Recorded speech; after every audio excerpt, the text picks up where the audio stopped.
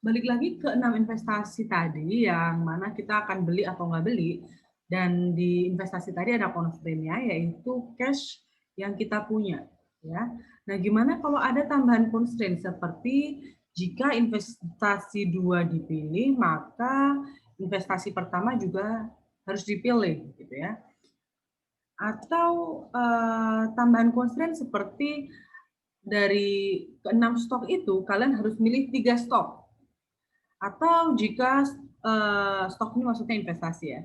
Atau jika investasi 2 dipilih, maka investasi 1 juga harus dipilih. Jika investasi 1 dipilih, maka investasi 3 tidak boleh dipilih.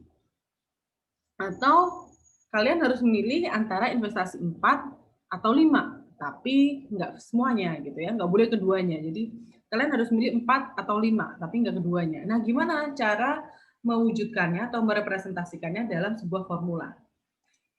Yang pertama, contohnya adalah 3 stok akan dipilih. Jadi yang tadi dari 6 investasi tadi, kalian harus pilih 3 gitu ya. Exactly, jadi 3, benar-benar 3 yang harus dipilih. Nah, seperti teman-teman tahu bahwa X1, X2, X3, sampai X6 itu nilainya adalah 1 atau 0. 1 berarti dibeli, 0 berarti nggak dibeli gitu ya. Jadi kita bisa wujudkan seperti ini, X1 ditambah X2 sampai ditambah X6. Maksudnya harus sama dengan 3. Maksudnya apa? Maksudnya adalah, ya misal kalian pilih 1, pilih 2, dan pilih 3, yang mana kalau kalian beli 1, 2, 3, berarti kan X1-nya 1, X2-nya 1, X3-nya 1, maka harus sama dengan 3. Maksudnya adalah 3-3-nya itu kalian beli, gitu ya. Atau bisa juga, berarti kalau 3 berarti yang S4, 5, 6, 0 semua, gitu ya. Dan sebaliknya, misal kalian beli 2, 3, 4, berarti kan X2-nya 1, X3-nya 1, X4-nya 1, gitu ya.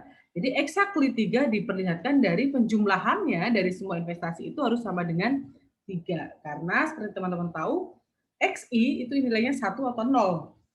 1 berarti beli, 0 berarti nggak beli. Yang kedua, jika investasi 2 dipilih, maka investasi 1 juga harus dibeli. Ya, gimana caranya? Kita bisa wujudkan dalam seperti ini, X1 lebih dari sama dengan X2.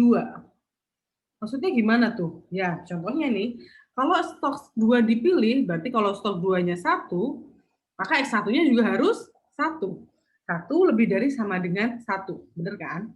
Nah, tapi bisa nggak andai kata stok 1 dipilih, tapi kita nggak pilih stok 2? Bisa, karena kan tadi stok 1 dipilih kalau stok 2 dipilih, tapi bisa nggak kita pilih stok 1 aja, nggak pilih stok 2? Bisa, gitu kan? Bisa sini 1, di sini 0, maka 1 lebih dari sama dengan 0. Bisa nggak keduanya nggak dipilih? Bisa aja, bisa 0, sini juga 0, gitu ya. Nah, jika stok 1 dipilih, maka stok 3 nggak boleh dipilih atau nggak boleh dibeli, gitu ya. Jika investasi 1 kalian beli, maka yang investasi 3 nggak dibeli. Gimana cara merepresentasikannya? Yaitu bisa ditambahkan aja X1 ditambah X3 kurang dari sama dengan 1. Jadi jika yang pertama dipilih, maka yang ketiga nggak dipilih. Jadi misalnya X1 dibeli gitu ya, 1. Nah, maka yang X3-nya harus 0. 1 tambah 0 harus 1 ya, kurang dari sama dengan 1. Boleh nggak 1 ini dipilih? Nggak dipilih, boleh 0 ya. Ketika 1 nggak dipilih, apakah 3 bisa dipilih? Bisa, berarti ini 1 gitu ya. Karena ketika 1 nggak dipilih, maka 3 bisa dipilih gitu ya.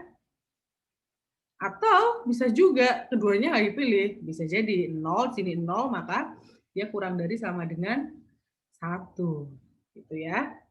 Nah, kalau ini bedanya bukan if then, tapi either. Jadi kalian harus pilih antara 4 atau 5, tapi nggak boleh keduanya.